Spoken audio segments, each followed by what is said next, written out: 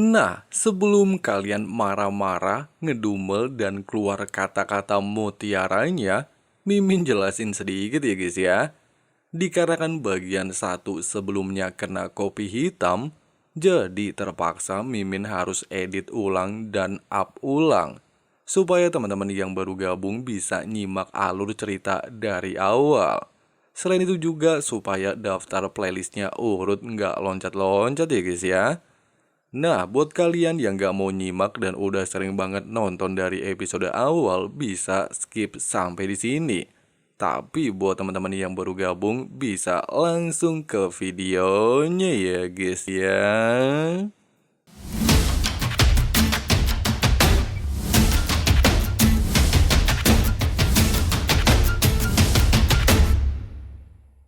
Di awal cerita dijelaskan, sejak Dewa Iblis menciptakan 72 pilar Dewa Iblis, umat manusia mengalami sebuah kekacauan selama ribuan tahun. Sampai akhirnya di tahun 6172, Long Xingyu sebagai orang terkuat dari kuil kesatria bersama 5 orang terkuat dari 5 kuil lainnya, terlihat melakukan baku hantam melawan Dewa Iblis pilar ke-52 bernama Lilajin.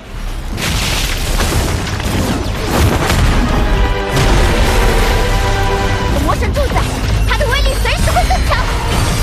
魔为狂风，悠着点儿，我们等影子准备好。圣阳咒法， 小林子，你怎么回事？连我一起烧！ Walaupun dalam pertarungan tersebut, keenam aliansi kesatria terkuat berhasil membunuh Lilajin dan berniat untuk menghancurkan mahkota Dewa Iblis, tapi sayangnya, Kaisar Dewa Iblis Feng Xiu yang juga dewa terkuat dari 72 pilar menunjukkan diri. Bahkan hanya dengan satu jentikan jarinya saja, dia berhasil memukul mundur ke-6 orang kesatria. 寂灭的一， Meskipun berada dalam kondisi terdesak serta sangatlah sulit untuk menghadapi sang Kaisar Dewa Iblis, tapi demi bisa melindungi umat manusia yang selama ini berada dalam kekacauan tanpa akhir, Long Xingyu tanpa terduga memiliki sebuah kekuatan luar biasa hebat yang disebut sebagai Tahta Segel Dewa, di mana seorang kesatria yang sudah berada di level 9 serta telah melewati ujian hidup dan mati, mereka akan mendapatkan salah satu kursi tahta dewa. Sedangkan yang saat ini dimiliki oleh Long Xingyu merupakan tahta terkuat di antara beberapa tahta lainnya yang memiliki julukan tahta ilahi penghakiman.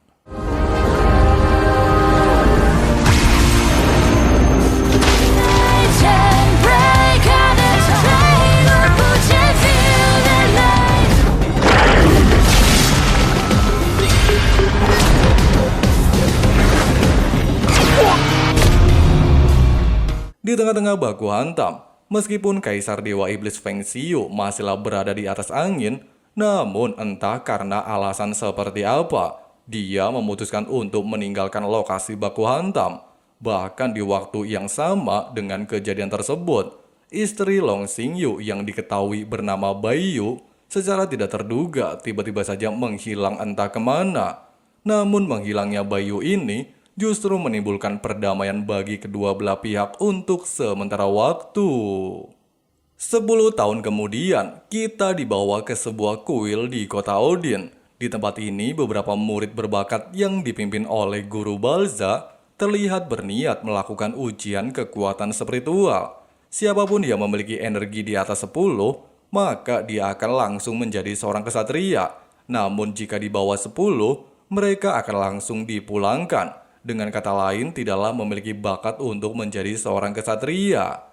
Nah, dari salah satu anak yang akan mengikuti ujian, serta terlihat imut kayak Mimin, bernama Long Hao Chen, merupakan pemeran utama alias MC di series Donghua ini ya guys ya. Selain Hao Chen ingin lulus ujian menjadi seorang kesatria, dia juga ingin mendapatkan imbalan cairan Pei Yuan demi mengobati sakit ibunya. Singkat cerita, di bawah instruksi Guru Balza, satu persatu murid lantas memulai penilaian kekuatan spiritual. 灵力11点，合格；灵力7点，不合格。下一个，周山。灵力13点，合格。 Tepat di saat Hao Chen memulai ujian, kekuatan spiritualnya ternyata hanya berada di level 9. Menyadari jika hal ini bisa membuatnya diusir dari kuil Odin, serta tidak bisa memberikan cairan Peiyuan untuk ibunya, Hao Chen lantas meminta Guru Balza untuk memberinya satu kesempatan lagi. Walaupun pada awalnya Guru Balza sempat menolaknya, namun setelah melihat Hao Chen berlutut di hadapan seluruh rekannya, serta Balza sendiri sering kali melihat Hao Chen berlatih lebih keras daripada murid lainnya, dia pada akhirnya menyetujuinya. Namun dengan syarat, kalau Hao Chen haruslah mampu mengalahkan Jiang Hu.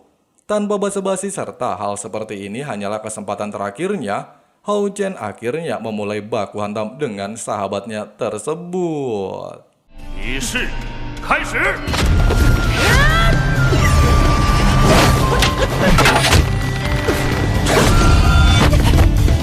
比力气，龙浩辰还差得太远。 Meski sempat terdesak dengan serangan yang dilepaskan Jiang Hu, tapi menyadari jika sahabatnya ini lebih banyak menggunakan pinggangnya sebagai tumpuan kekuatan, Hao Chen lantas berinisiatif untuk menyerang bagian tersebut. Dengan begitu dia memiliki kesempatan untuk memojokkannya. Dan benar saja, dengan pertarungan yang cukup panjang, Hao Chen pada akhirnya berhasil menekan Jiang Hu. Bahkan di akhir pertarungan ketika Jiang Hu nyaris saja kalah, Hao Chen justru secara sengaja memukul pilar nilai spiritual. Serta kali ini, nilai spiritualnya berada di angka 11 poin. Dengan begitu, Hao Chen pada akhirnya dinyatakan lulus ujian. Sementara itu di sisi lain, seorang gadis imut yang dikenal dengan sebutan Seng Sai-er terlihat sedang diburu oleh sekelompok iblis serigala ketika dia baru saja melarikan diri dari kuil Asasi.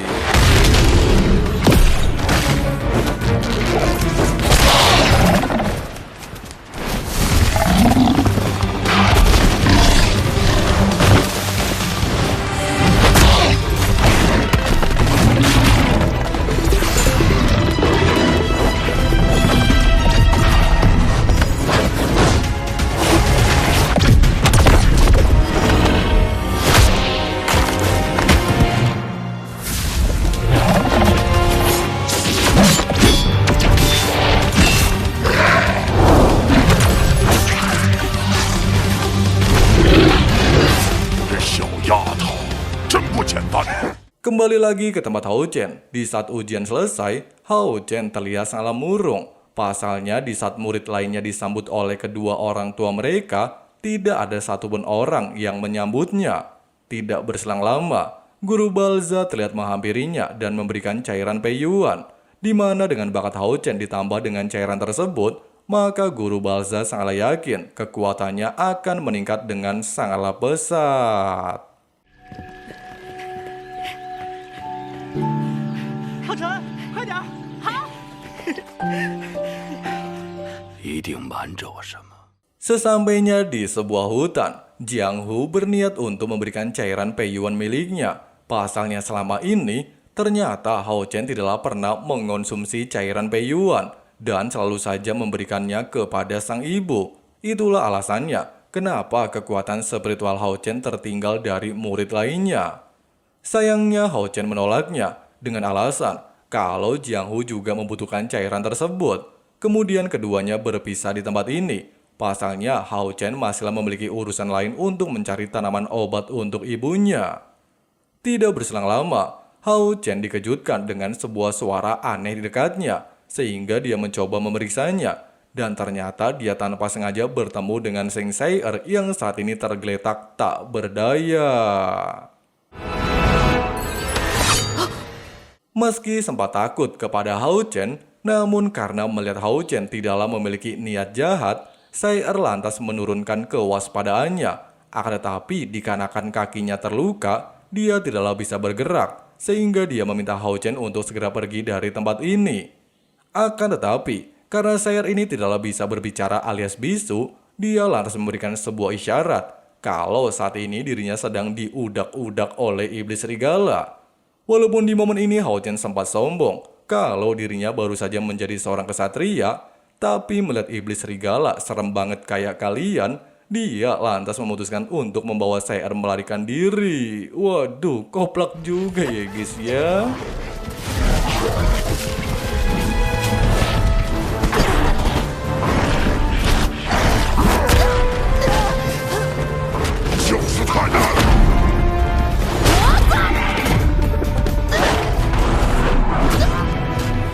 Walaupun kalah jumlah serta dikeroyok oleh kelompok iblis serigala, namun Hao Chen tidaklah terlihat mundur sedikit pun, menunjukkan sikap sebagai seorang kesatria yang tidak tunduk terhadap ras iblis. Sampai akhirnya ketika kekuatannya habis dan tidaklah mungkin lagi memberikan perlawanan, Hao Chen hanyalah bisa mencoba menggunakan tubuhnya sebagai tameng untuk melindungi Seir.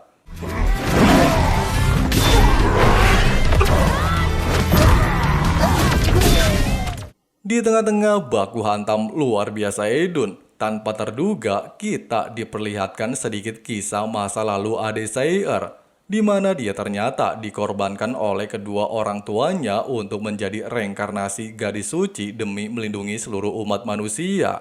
Tidak sampai di sini, setiap reinkarnasi yang dia jalani membuat Seng Seir haruslah kehilangan salah satu dari keenam indranya. Tidak berselang lama pasca kejadian tersebut, muncullah sesosok orang misterius yang bertujuan untuk membawa kembali Seng Seir ke kuil assassin. Walaupun Hao Chen sempat mencegahnya, tapi sayangnya dengan perbedaan kekuatan yang cukup jauh, membuatnya berhasil dijatuhkan hanya dalam satu kali pukulan. Melihat Seir ngamuk, orang ini lantas menjelaskan kalau hal seperti ini demi kebaikan Long Hao Chen. Pasalnya seluruh tubuhnya telah terluka parah oleh serangan iblis serigala. Jika dia memaksakan diri terus melakukan baku hantam, maka hal itu hanyalah akan merenggut nyawanya. Menyadari jika Hao Chen telah berjasa untuk melindungi dirinya, Seir lantas meminta orang ini untuk menyelamatkannya. Namun sebelum menuruti permintaan tersebut, sosok misterius ini meminta Seir untuk berjanji tidaklah kabur lagi sebelum menyelesaikan seluruh proses reinkarnasi wanita suci. Ya walaupun proses tersebut terbilang sangatlah menyakitkan, tapi demi membalas kebaikan Long Hao Chen, Seng Seir pada akhirnya menyetujui syarat tersebut, sehingga proses penyembuhan tubuh Long Hao Chen bisa segera dimulai. Singkatnya, selain menyembuhkan luka di tubuh Hao Chen, orang ini juga menyempurnakan 12 meridian di dalam tubuhnya. Dengan begitu bisa membantunya untuk berlatih. Hal ini dia lakukan sebagai imbalan atas jasanya. Sebelum pergi, Seng Seir terlihat memberikan sebuah cincin warisan kepadanya, di mana hal ini bertujuan untuk mengingatkan Hao Chen atas pertemuan mereka.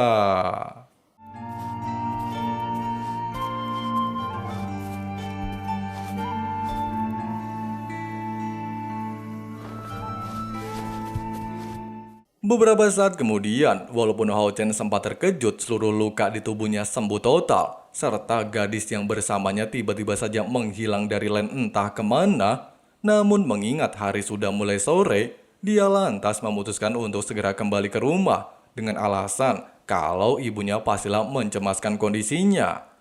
Nah, ternyata ibu Hao Chen bernama Baiyu, seorang wanita cantik yang memiliki profesi tukang cuci keliling. Merasa senang kalau dirinya saat ini sudah dinobatkan sebagai calon kesatria, Hao Chen lantas berjanji untuk selalu melindungi ibunya, serta melakukan tugas yang tidak pernah dilakukan ayahnya. Terlebih lagi dikatakan, sejak lahir Hao Chen ini tidaklah pernah melihat wajah bapaknya. Malam harinya, ketika Baiyu sedang melakukan aktivitas cuci baju, dia tiba-tiba saja dihampiri oleh seorang lelaki misterius. Nah, lelaki ini bernama Long Xingyu, seorang kesatria yang sudah kita bahas di awal cerita. Selain merupakan suami Baiyu, Long Xingyu juga ternyata adalah bapaknya Hao Chen. Sedangkan Baiyu sendiri merupakan sosok wanita yang sempat menghilang. Jadi, sampai sini jelas ya guys ya. Mengetahui bahwa istrinya yang dia cari-cari selama ini masihlah hidup, jelas saja membuat Xingyu benar-benar terkejut. Dia juga tidak tahu apa alasan Baiyu meninggalkan dirinya. Baiyu menjelaskan dirinya bukan pergi tanpa alasan, melainkan demi menyelamatkan calon putra mereka dari incaran para iblis. Lagi dan lagi mendengar bahwa mereka memiliki seorang putra, membuat Xingyu tidaklah bisa berkata apapun. Baiyu lantas mengatakan, putra mereka bernama Long Hao Chen. Selain memiliki kemiripan sama bapaknya, dia juga digadang-gadang akan menjadi kesatria hebat di masa depan. Menyadari jika selama ini dirinya tidak pernah ada di samping mereka, Xingyu lantas meminta Baiyu untuk merahasiakan identitasnya, di mana dia bertujuan untuk mendekati Hao Chen dengan caranya sendiri, sehingga lambat laun Hao Chen bisa menerima keberadaannya. 这么多年，我都没有在他身边。是个天生的骑士。 Pagi harinya, di saat Hao Chen mencoba untuk melihat kekuatan spiritualnya, dia tiba-tiba saja dikejutkan dengan kemunculan Long Xingyu. Sementara Xingyu hanyalah bisa menghela nafas melihat wajah anaknya sangatlah mirip dengan ibunya.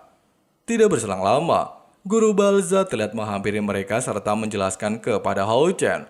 Orang yang ada di hadapan mereka bernama Long Xingyu, seorang kesatria dari kuil bulan, di mana Xingyu secara pribadi datang ke tempat ini untuk menjadikan Hao Chen sebagai murid pribadinya selama 3 tahun ke depan.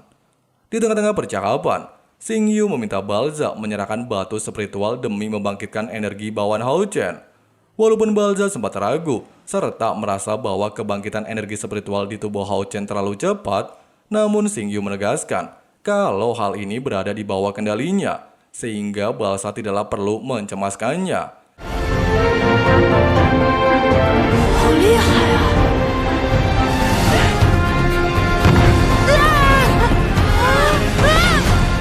Setibanya di lokasi yang dituju, serta sebelum memulai ritual pembangkitan, Xingyu menjelaskan 9 tingkatan kesatria. Level 1 10 energi spiritual disebut sebagai calon kesatria. Level 2 100 poin energi disebut sebagai kuasi kesatria. Level 3 200 poin energi disebut sebagai kesatria. Level 4 500 poin energi disebut kesatria agung. Level 5 2000 poin disebut kesatria bumi dan langit. Level 6 4000 poin disebut kesatria cahaya. Level 7 10.000 poin disebut kesatria kuil. Level 8 30.000 poin energi disebut kesatria suci. Sedangkan level 9 100.000 poin energi disebut sebagai kesatria ilahi. Pada dasarnya, sebelum mencapai level-level tersebut, setiap calon kesatria diwajibkan melakukan pembangkitan untuk membuka jalur internal di dalam tubuh. Dengan begitu, mereka bisa memulai latihan kekuatan spiritual. Dikatakan juga, setiap individu akan mampu membangkitkan 10-100 poin energi. Semakin tinggi nilai spiritualnya, maka semakin tinggi bakat mereka di masa depan.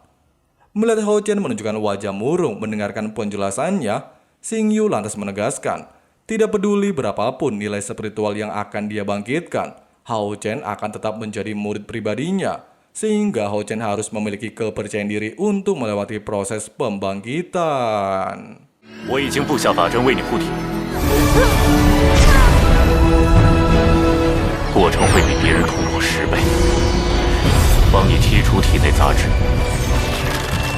神圣觉醒的第一步。 Walaupun pada dasarnya pembangkitan haruslah melewati 2 proses, penyempurnaan meridian dan penerimaan energi cahaya. Namun dikarenakan 12 meridian Hao Chen sebelumnya telah diperbaiki oleh sosok misterius, serta Xingyu juga telah menyadari hal tersebut, dia kini lantas memulai proses tahap kedua untuk memulai pembangkitan dan menerima energi cahaya. 坚持住你的信仰，记住我说的话。接下来要进行的是主仪式。 Di saat proses berlangsung serta Hao Chen memasuki alam spiritualnya, dia melihat momen kebersamanya dengan seluruh rekannya di kuil Odin, sehingga membantunya membangkitkan 30 nilai spiritual, di mana setiap satu batu mewakili 10 nilai spiritual. Tepat di saat energi Hao Chen mendekati nilai 40, dia tiba-tiba saja dikejutkan dengan sebuah bayangan hitam jatuh tidak jauh dari lokasinya, sehingga membuatnya sangatlah penasaran, yang ternyata berupa sebuah pedang kesatria berwarna hitam. Tepat ketika Hao Chen ingin memegang pedang tersebut, dia tiba-tiba saja dikejutkan dengan sebuah suara. Akan tetapi mengingat pesan Long Xingyu untuk yakin pada kemampuannya, Hao Chen lantas memberanikan diri untuk memegangnya. Di saat bersamaan ketika Xingyu beranggapan energi Hao Chen telah mencapai puncaknya, dia tiba-tiba saja dikejutkan kalau seluruh energi cahaya di wilayah Gunung Odin memasuki tubuh Hao Chen, bahkan membantunya meningkatkan energi spiritual bawaan serta melawan energi kegelapan di dunia ilusinya.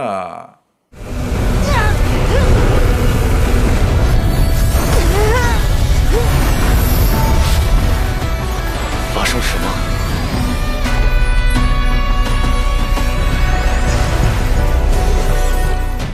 Dengan bantuan energi cahaya seluruh makhluk hidup di Gunung Odin, Hao Chen pada akhirnya mampu membangkitkan 90 energi spiritual. Bahkan kejadian ini mampu dirasakan oleh Dewa Iblis Pilar ke-9. Sementara itu sebelum prosesnya berakhir, sebuah mahkota tiba-tiba saja menghampiri Long Hao Chen dan memujinya memiliki keberanian melawan kegelapan. Oleh sebab itu si mahkota berniat untuk memberikan warisan kekuatan kepadanya. Akan tetapi seperti biasa, setiap seseorang memiliki kekuatan luar biasa hebat, maka orang tersebut pastilah akan memiliki tanggung jawab lebih besar. Tidak gentar dan tidak takut demi menjadi seorang kesatria seperti harapan ibunya, Hao Chen lantas menyetujuinya. 面对数不清的挑战，你将经历漫长的磨难，但赐福往往与诅咒相依。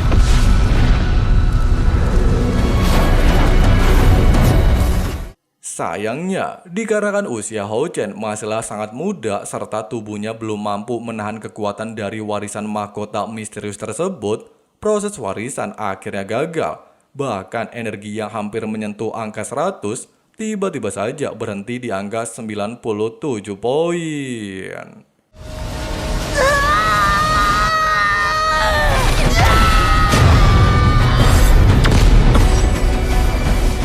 Menyadari jika putranya masihlah belum mampu mengendalikan kekuatan cahaya, Long Xingyu lantas bertindak cepat untuk menyegelnya, sehingga tidak menimbulkan bahaya bagi Long Hao Chen.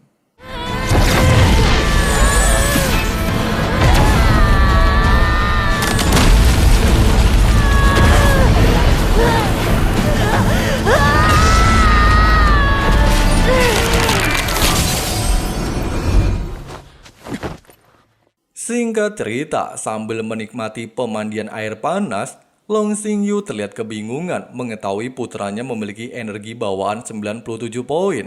Pasalnya dalam sejarah umat manusia, siapapun yang memiliki energi bawaan di atas 90, maka akan memiliki julukan putra cahaya yang selama ini dinantikan oleh umat manusia. Oleh sebab itu, demi menghindari Hao Chen salah memilih jalan, Xingyu lantas menegaskan kalau umat manusia telah mengalami penderitaan selama ribuan tahun, sedangkan tujuan Hao Chen berlatih untuk menghilangkan penderitaan tersebut serta mengalahkan Raja Iblis Feng Xiu. Di sisi lain, Seng Sai terlihat sangat murung meratapi nasibnya tidaklah sama seperti anak seusianya. Pasalnya di usianya yang masih terbilang sangat muda, dia harus menjalani proses warisan menjadi wanita suci demi mengalahkan Raja Iblis di masa depan. Akan tetapi, mengingat momen kebersamanya dengan Long Hao Chen sebelumnya, justru membuat CR bersemangat menjalani warisan, sehingga dia bisa memiliki kekuatan untuk menciptakan kedamaian.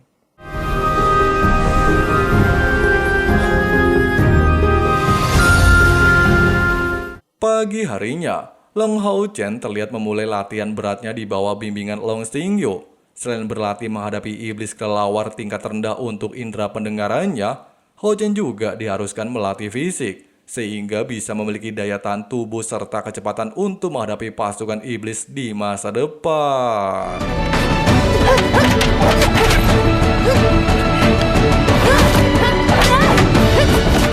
Di tengah-tengah latihan, ketika Xingyu meminta Hao Chen untuk beristirahat dan makan, Hao Chen tiba-tiba saja bersujud di hadapan Long Xingyu dengan alasan kalau dia meminta izin membawa makanan tersebut pulang untuk diberikan kepada ibunya. Pasalnya selama ini, mereka tidaklah pernah makan enak. Ucapan yang dilontarkan Hao Chen ini jelas membuat Xingyu benar-benar merasa sangat terpukul, di mana selama ini dirinya tidak ada di samping mereka. Anak dan istrinya justru hidup sangatlah menderita. Waduh, nggak bertanggung jawab ya guys ya. Singkat cerita, melupakan masalah di sore hari tadi, Xingyu lantas menjelaskan kepada Hao Chen. Pada dasarnya, banyak sekali manusia hidup menderita di luar kota Odin. Bahkan sebagian dari mereka tidak pernah memiliki kesempatan untuk melihat matahari. Seluruh kesatria selama ini selalu bekerja keras demi menjaga perbatasan, sehingga di masa depan bisa menciptakan perdamaian yang sudah lama tidak dirasakan oleh umat manusia. Mendengarkan hal itu, sontak saja menyalakan api semangat di dalam hati Hao Chen. Dia bahkan bertekad untuk menjadi kesatria yang kuat demi melindungi ibunya dan seluruh umat manusia yang tersisa. 我不会逃跑的，我会成为真正的骑士。 Merasa takjub dengan sikap kesatria yang dimiliki putranya, Long Xingyu lantas membawa Hao Chen ke sebuah ruangan rahasia di dalam cincin warisan, di mana tempat inilah yang nantinya Hao Chen bisa gunakan untuk mendapatkan teknik baru. Selain satu kartu di tempat ini mewakili satu teknik dari seluruh kuil kesatria, ada juga beberapa teknik ciptaan Long Xingyu.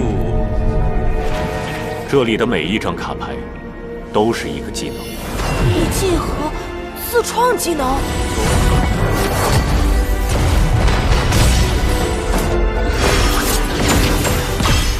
Walaupun pada dasarnya kekuatan spiritual Hao Chen saat ini masihlah terlalu rendah, namun Xingyu sangatlah yakin Hao Chen di masa depan mampu menguasai seluruh teknik di tempat ini.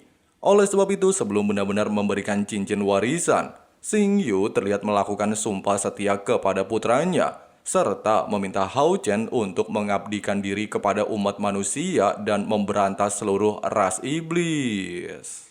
传承之戒，传承骑士的荣耀，荣耀即生命，则英灵长存沙场，终生不悔；则为守护人类奋战到底。即日起，你的生命属于圣殿联盟，骑士之冠携荣耀加于你身。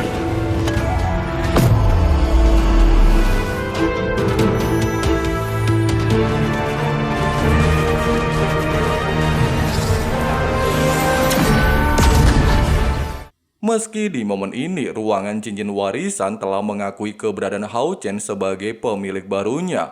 Namun, seperti yang sudah Mimin jelaskan sebelumnya, karena kekuatan Hao Chen masihlah terlalu lemah, Xingyu lantas merekomendasikan satu teknik dasar.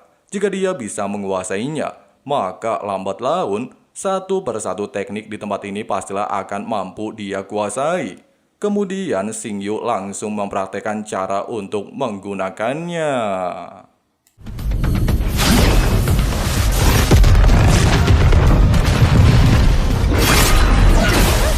Walaupun sempat kesulitan menguasai teknik tersebut, namun dengan tekad pantang menyerah bagaikan seorang kesatria yang sesungguhnya, Hao Chen tidaklah menyerah begitu saja. Nah guys, saatnya kita masuk ke dalam pembahasan menariknya, di mana sama-sama kita ketahui Hao Chen merupakan anak dari Xingyu dan Baiyu, di mana Long Xingyu merupakan kesatria paling kuat, sementara Baiyu merupakan anak dari Kaisar Dewa Iblis Feng Xiu. Bisa dikatakan, Hao Chen ini memiliki dua kekuatan di dalam tubuhnya, kekuatan cahaya yang dia warisi dari bapaknya, dan kekuatan Dewa Iblis yang dia warisi dari ibunya. Jadi di masa depan, selain akan menjadi kesatria cahaya luar biasa Edun, Hao Chen juga akan mampu mengendalikan kekuatan iblis. So, buat kalian yang masih penasaran sama alur cerita lengkapnya, langsung aja klik subrek ya guys ya. Terima kasih banyak yang udah nonton sampai habis. Jangan lupa bahagia, lupakan nostalgia, gapai harapan dan jangan lupakan teman. See you next time guys. Got a fine little body and her mind's kinda naughty. They say that once you taste it, you cannot replace it. She could get you high, all the dopamine inside triggers fast once she's naked. Her body's a creation. They say the devil made her for his entertainment, but even he couldn't learn how to contain it. Her high heels make a damn good statement. There is no replacement, a body by Satan. 'Cause she got a bad little waist, and we tearing down this place off the liquor that we chase. Got some egos to the face, baby, I don't need no space. Coming closer for a taste, and I'll show you how I make everything just fade away. 'Cause she's like sex, drugs, cocaine, body so insane. Jealous of the clothing that she wears up on a tight frame. All game, no shame, baby came here to play. I feel like an addict 'cause she's sex, drugs, cocaine.